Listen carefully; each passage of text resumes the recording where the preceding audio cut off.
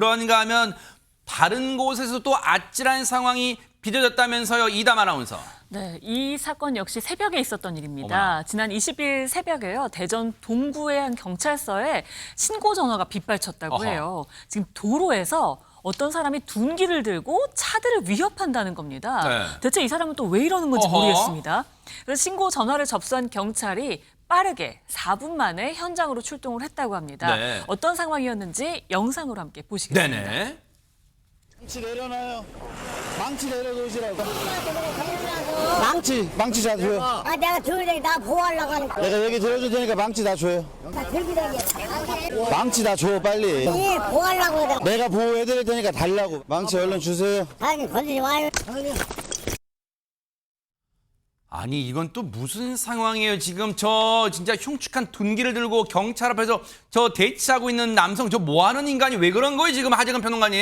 그러니까 저 60대 남성이 왕복 6차선 도로 한복판에서 둔기를 들고 서 있었다는 겁니다. 세상에. 그러니까 굉장히 무서울 텐데 네. 단순히 서 있기만 한 것이 아니라 지나가는 차량들을 둔기로 이렇게 막 방해하고 어머나. 운전자 위협까지 했다고 아이고, 합니다. 아이고, 네. 그렇다 보니까 다수 운전자들이 일시에 이제 신고를 해서 바로 경찰에 저렇게 출동을 한 겁니다. 지금 보세요.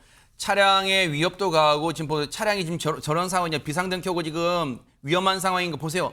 차량한테 지금 둔기로 지금 위협을 하고 있는 상황이에요. 지금 박주희 변호사님 1분 1초가 시급한 순간이 지금 빨리 저 몹쓸 인간한테서 둔기를 빼앗아야 할 텐데 어떻게 됐습니까? 네, 이 경찰이 이 남성이 잠시 방심한 틈을 타서 재빨리 둔기를 빼앗았습니다. 그래서 다행히 뭐 다친 사람은 없는데요. 그리고 나서 이 남성을 공공장소 흉기 소지죄 현행범 체포했습니다. 그리고 어허. 지금 현재 불구속 송치한 상태인데요. 그런데 경찰 조사 결과 이 남성이 이렇게 둔기를 들고 사람들에게 위협을 가한 게 처음이 아니라고 합니다.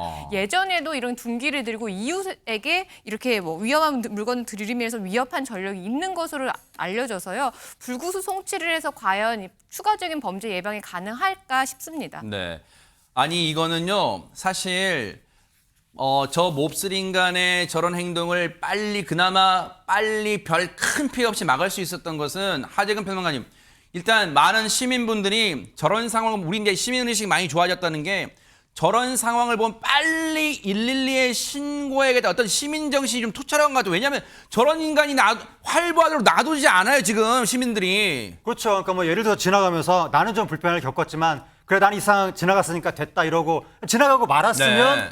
경찰이 이제 출동을 못했을 것이고 그다음에 이제 어떤 일이 벌어질지 모르는 거죠. 네. 빨리 신고를 했기 때문에 이제 뭐 더 큰 일로 이제 진화되는 거를 막을 수가 있었는데 네. 지금 보니까 기존에도 이웃들한테 위험한 물건을 들이밀면서 위협한 전력이 있었다는 거예요. 네. 그럼 이웃들이 얼마나 그동안 무섭게 살았을까 아하. 굉장히 걱정이 되는데 왜 저랬는지 좀 재발 방지를 확실하게 할 수 있는 건지 네. 분명하게 조사와 어떠한 그 조치가 이루어져야 될 것 같습니다. 혹시 이제 경찰 출신이신 박성배 변호사님 나오셨으니까 지금 이웃들이 왜냐면 평소에 불안에 떨었을 것 같아요. 왜냐면 과거에도 지금 말씀하신 것처럼 이웃들에게 지금 둔기로 위협을 가한 전력이 있다. 그렇다면 혹시 평소에도 경찰에 신고까지 갔는지 모르겠지만 이런 사람들은 요주의 인물로 평소에 좀 순찰도 강화하고 그러기에는 혹시 우리 경찰력이 좀 부족한가요? 어떻습니까?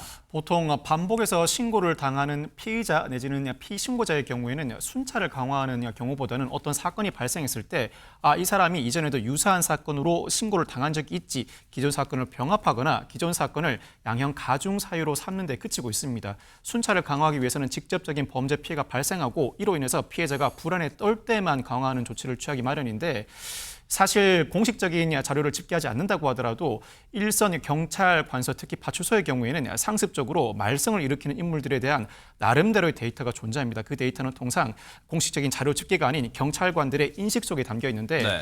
여러 팀, 즉 4개 팀이 통상 지구대나 파출소는 순환 근무를 하기 마련입니다. 네. 모든 팀들이 공통적으로 인식하는 문제를 자주 일으키는 주민은 존재하기 마련입니다. 지금 보세요. 영상을 보면 아마 경찰분들의 이른바 보디캠 옷에 이 근무복에 이 부착된 보디캠 내지는 혹시 휴대전화로 촬영하는 체증을 위해서 증거를 수집하기 위해서 휴대전화로 촬영하는 경우도 있나요? 어떻습니까? 이 경우는 혹시 어떤 경우라고 보여주세요, 박성배 변호사님?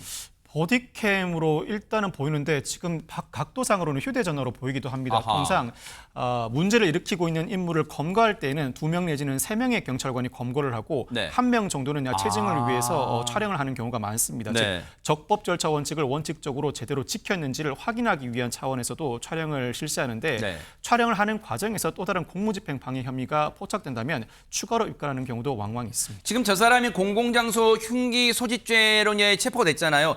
지금 영상만으로 보면 주변에 다친 사람이 없는 것으로 보이는데 이것만으로도 죄가 된다는 거죠? 지금 어떻습니까? 충분히 죄가 성립합니다. 공공장소 흉기 소지죄가 지난 4월 신설돼 시행되고 있습니다. 이에 따라 정당한 이유 없이 공공장소에서 흉기를 소지하고 드러낼 경우에는 3년 이하의 징역등에 처하는데 기존에는 흉기 소지로 협박으로 처벌하기 위해서는 구체적인 피해자가 존재해야 했습니다. 네. 이 사건의 경우에는 위협받은 것으로 보이는 운전자들을 경찰이 일일이 불러서 조사를 해야 처벌이 가능했습니다. 그렇지만 공공장소 흉기 소지죄가 시행된 이상 일반 차량의 주행이 방해되고 일반 운전자들의 위협을 받았다면 네. 그 자체로 충분히 처벌 가능합니다. 대한민국 경찰분들 덕분에 지금 이 순간도 우리가 발 뻗고 자는 거 아닌가 그런 생각해 봅니다.